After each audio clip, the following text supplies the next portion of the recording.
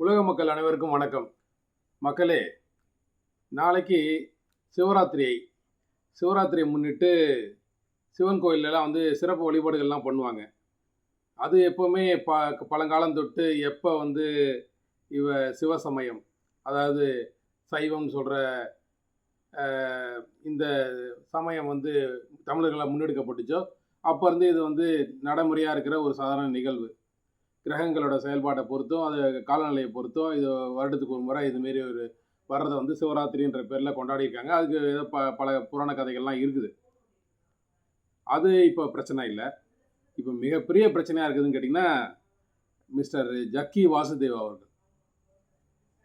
அந்த ஜக்கி வாசுதேவ், ஜெகதீஷ் வாசுதேவ் என்ற ஜக்கி வாசுதேவ் அவர்கள் வந்து என்ன பண்ணுறாருன்னா, அவர் வந்து தமிழரோட கலாச்சாரத்தை தலைகீழ மாற்றிட்டு இருக்கார்.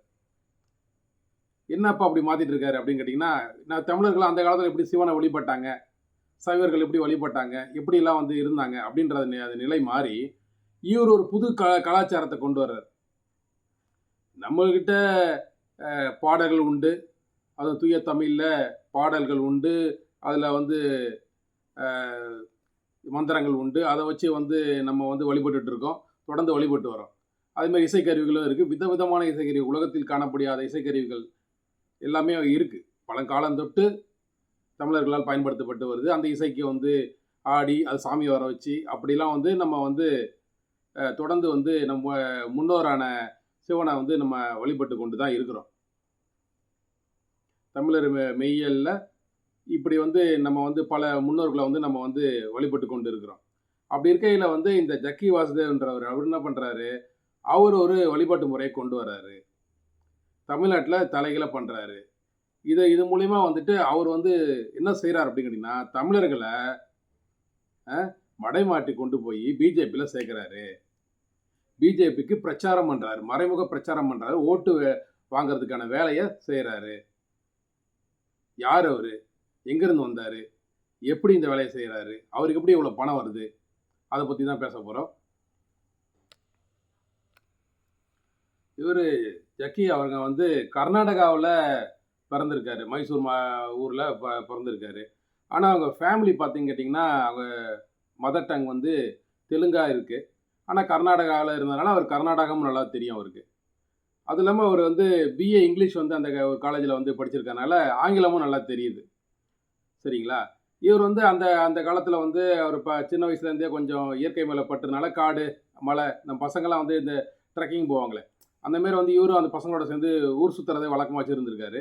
நாளடைவில் வந்து அதுவே வந்து ஒரு ஹாப்பியாக போய் அவர் என்ன பண்ணிருக்காரு அப்படின்னு கேட்டிங்கன்னா, மலை மலையாக சுற்றுறது, ஊர் ஊராக சுற்றுறது. அதுவும் பைக்கு வேறு, அவர் அவங்க அப்பா வேறு டாக்டரு, கண்டக்டராமா. அதனால் வந்து பண பிரச்சனை அவருக்கு கிடையாது. அவர் பைக்கு கிடைச்சவுடனே அவர் என்ன பண்ணிருக்காரு, நம்ம வந்து ஊரை சுற்றி பார்க்கலாம், உலகத்தை சுற்றி பார்க்கலாம்னு சொல்லிட்டு பைக் எடுத்துகிட்டு பைக்லேயே வந்து ஊர் ஊராக சுற்றி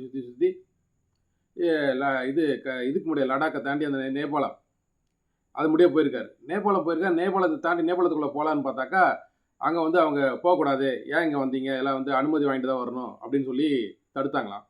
ஒன்று அன்னைக்கு ஒரு முடிவு எடுக்கிறாரு. அவர் என்ன முடிவு எடுக்கிறாரு, நம்மளை வந்து இதுமாரி வாழ்க்கையில் எவனுமே நம்மளை தடுக்கக்கூடாது. அதுக்கு என்ன செய்யணும், நம்ம அதிகப்படியான பணம் சம்பாதிக்கணும், அந்த பணத்தை வச்சு நம்ம டக்குன்னு உள்ளே எங்கே வேணால் போயிடணும் அப்படின்னு முடிவு பண்ணுறாரு. அதுக்காக திருப்பி வரார். நம்மளுக்கு அதுக்கான பணம் உள்ளே என்ட்ரியாக இருந்தால் காசு இதை கேட்டிருப்பாங்க போல், விடாதனால அவர் அந்த பணம் இல்லாதனால திரும்பி வந்துட்டார். வந்துட்டு பணம் சம்பாதிக்கணும், நம்ம உலகத்தை சுற்றி பார்க்கணுன்றது அவரோட நோக்கம். அதுக்காக என்ன பண்ணணும்னு கேட்டிங்கன்னா, வந்த உடனே என்ன பண்ணிருக்காரு, வந்து கோழி பண்ணை ஆரம்பிச்சிருக்காரு. ஒரு செங்கல் சூளையை வச்சு அதில் வந்து பிஸ்னஸ் பண்ணலான்னு முடிவு பண்ணிருக்காரு. ஒரு கன்ஸ்ட்ரக்ஷன் பிளான்ட் எல்லாம் வந்து ஃப்ரெண்டோட சேர்ந்துலாம் பண்ணியிருக்காரு. இதெல்லாம் காலேஜ் முடிச்சுட்டு இந்த வேலையெல்லாம் பார்த்துருக்காரு. அப்புறம் வந்து ஏதோ மலையில் போய் உட்காந்துருக்காரு, ஏதோ ஞானம் வந்துருச்சுன்னு சொல்லிட்டு அப்புறம் வந்து தியானம் அப்படின்னு யாரோ அவர் முக்கியமாக ஒரு கருத்து ஒன்று சொல்லிருக்காரு. என்னன்னு கேட்டிங்கன்னா, எப்படிங்க திடீர்னு யோகா மேலே உங்களுக்கு ஆசை வந்துச்சு அப்படின்னா, நான் வந்து சும்மா தான் இருந்தேன், எங்கள் சொந்தக்காரங்க வீட்டு பக்கத்தில் வந்து கிணறு ஒன்று இருக்கும், நான் வந்து அந்த இடத்துல குதிப்பேன், கிணத்துக்குள்ளார மேலேருந்து பொத்தினுடைய ஷார்ப்பாக குதிப்பேன். அதை வந்து குதிச்சு இருக்கும்போது சின்ன பையனாக இருக்க என்னை பார்த்துட்டு பக்கத்தில் வந்து வயசான ஒருத்தர் வந்து குதிச்சார். என்னை விட வந்து அவர் இன்னும் ஆக்டிவாக இருந்தார். அவர்கிட்ட போய் வந்து அவர் அவ்வளோ ஒரு வயசாக அவருக்கு பார்த்தீங்கன்னா ஒரு 80 வயசு இருக்கும். அவர் வந்து கிணத்துல பொத்துன்னு குதிக்கிறாரு. அவர் வந்து மேலே ஏறி வந்தார். அப்புறம் நான் அவர்கிட்ட கேட்டேன், எப்படிங்க உங்களால் மட்டும் இப்படி முடியுது, எப்படி இப்படி இளமையாக இருக்கீங்க, ஒரு ஸ்டாமினாவோட இருக்கீங்க அப்படின்னு விசாரித்ததில், நான் வந்து உடம்பை ஃப்ளெக்சிபிளாக வச்சுருக்கேன், நான் யோகா பண்ணுறேன், தியானம் பண்ணுறேன் அப்படிலாம் அவர் சொல்லியிருக்காரு. ஓ அப்படியா, அப்போ இது பண்ணுனா அது நல்லா இருக்கலாமா அப்படின்னு தெரிஞ்சுக்கிட்டு அவர்கிட்ட போய் அந்த யோகா கலையை வந்து கற்றுக்கிறாரு.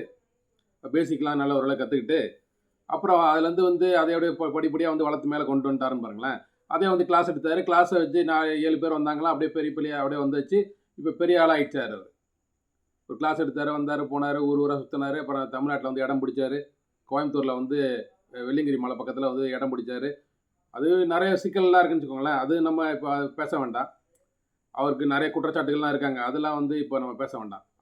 அவர் என்ன பண்ணுறாருன்றதான் நம்ம இப்போ முக்கியமாக தெரிஞ்சுக்க வேண்டியது. அவர்கிட்ட எனக்கு ரொம்ப பிடிச்ச விஷயம் என்னன்னு கேட்டிங்கன்னா, இந்த பசுமைக்கரங்கள் திட்டம். அதில் வந்து நானும் வந்து நான் ஒரு சின்ன வயசாக இருக்கும்போது நானும் அதில் பங்களிச்சிருக்கேன். நானும் வந்து என்கிட்ட மணல் வாங்கி கொடுத்தாங்க, இதெல்லாம் வாங்கி கொடுத்தாங்க. நானும் வந்து பலா கொட்டைகள்லாம் எடுத்து வந்து போட்டு, இந்த குல்முகர்னு சொல்லக்கூடிய ஒரு மரக்கொட்டை, அதெல்லாம் வந்து நம்ம ஆள் இங்கே ஒருத்தர் இருந்தார். அவர் கொடுத்தாரு. அதெல்லாம் வந்து எடுத்துகிட்டு வந்து போட்டு, அந்த சோப்பாக பூக்கும் அந்த மரம். அது பேர் குல்முகர் சொல்லுவாங்க. அப்படியே வந்து ரெட்டாக இருக்கும் பூ. ஒரு பட்டையாக காய்க்கும். அந்த மரக்கன்றுகள்லாம் வந்து உருவாக்கி கிட்டத்தட்ட வந்து ஒரு 3000 கன்றுகளுக்கு மேலே கொடுத்தோம். 3000 4000 கன்றுகளுக்கு கொடுத்தோம். அதை வந்து ஒரு என்ன சொல்கிறது, வாலண்டியராக நம்மளும் நம்ம ஒரு கண்ணை உருவாக்கி மரம் வந்து காடு வளர்ப்பில் நம்மளும் ஒரு பங்களிப்பு இருக்கட்டுமே அப்படின்னு சொல்லி செஞ்சேன். அதுமாரி தமிழ்நாடு ஃபுல்லாக வந்து இந்த ஈஷா அமைப்பு வந்து மரக்கன்றுகளை பசுமைக்காரங்கள் திட்டன்ற பேரில் மரக்கன்றுகள் நர்சரியோட டைப் வச்சு யாரோட ஹெல்ப்போட பண்ணிகிட்டு இருக்காங்க. இங்கே தமிழ்நாட்டில் இந்த காடு வளர்ப்புத்துறைன்னு ஒரு டிபார்ட்மெண்ட் இருக்குது. அவங்க பண்ணுறதை விட இவங்க சிறப்பாக செயல்படுறாங்க. அது ஒரு பாராட்டத்தக்க விஷயம் தானே. நான் பாராட்டுறது அது கண்டிப்பாக பாராட்டிடுவோம். ஆனால் வந்து என்னன்னு கேட்டிங்கன்னா, இந்த மாதிரி விஷயங்கள் செஞ்சுட்டு இருக்க இவர் ஒரு சில நம்மளுக்கு பிடிக்காத சில விஷயங்கள் செய்யும் போது தான் நம்மளுக்கு வந்து இவர் மேலே வந்து நம்மளுக்கு கோவம் வருது. மற்றபடி ஒன்றும் இல்லைங்க. அது என்னன்னு கேட்டிங்கன்னா, ஒரு தமிழரோட வழிபாட்டு முறையை மாற்றி வேறு ஏதோ பண்ணிட்டு போகிறாரு. இத்தனை பேரை வந்துட்டு நான் நல்வழிப்படுத்துகிறேன், உடலுக்கு வந்து ஃப்ளெக்சிபிளான ஒரு இதை கொடுக்குறேன், அது மூலிமா வந்து அவங்களோட உடலை வந்து பாதுகாக்கலாம், கெட்ட பழக்கத்துலேருந்து அவர் விடுவிக்கிட்டு நல்வழிப்படுத்தலாம் மனுஷங்களை அப்படிலாம் சொல்கிறாரு. எத்தனை பேர் நல்வழிப்படுத்திருக்காங்க? உடலை நல்வழிப்படுத்திருக்காங்களா? மனசை நல்வழிப்படுத்தவில்லையே. அதான் நம்ம கவலை. அத்தனை பேர் அவரோட யூடியூப் சேனல் பார்த்தீங்கன்னா கிட்டத்தட்ட 1,15,15,00,000 சப்ஸ்கிரைபர்கிட்ட வச்சுருக்காரு. இது இல்லாமல் அவங்களோட சீடர்கள் நிறைய பேர் அங்கே நிறைய யூடியூப் சேனல் வச்சுருக்காங்க. வருஷத்துக்கு பார்த்தீங்கன்னா எப்படியும் ஒரு 500 கோடின்றாங்க, 1000 கோடி கூட வர வாய்ப்பு இருக்குது. வருமானம், ஆண்டு வருமானம்.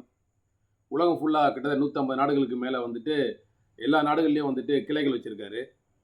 ஒவ்வொரு நாடாக போய் பேசிகிட்டு இருக்காரு. இந்த ஐநா சபையில் வேற பேசி வந்திருக்காரு. அதாவது டுபாகூர், இந்த திருடங்களுக்குன்னு ஒரு சபை ஒன்று வச்சுருக்காங்கல்ல, உலகம்லாம் சேர்ந்து திருட்டு கூட்டங்கள் சபை, ஐநா சபை, ஏமாற்று கூட்டம், அந்த இதெல்லாம் போய் பேசிக்கலாம் வந்திருக்காரு. ஒரு சிறந்த என்ன சொல்கிறது, ஃபீஸ் அமைதிக்கான ஒரு ஆள் அப்படின்ற மாதிரிலாம் வந்து பாராட்டி அதெல்லாம் பாராட்டியிருக்காங்கன்னு வச்சுக்கோங்களேன்.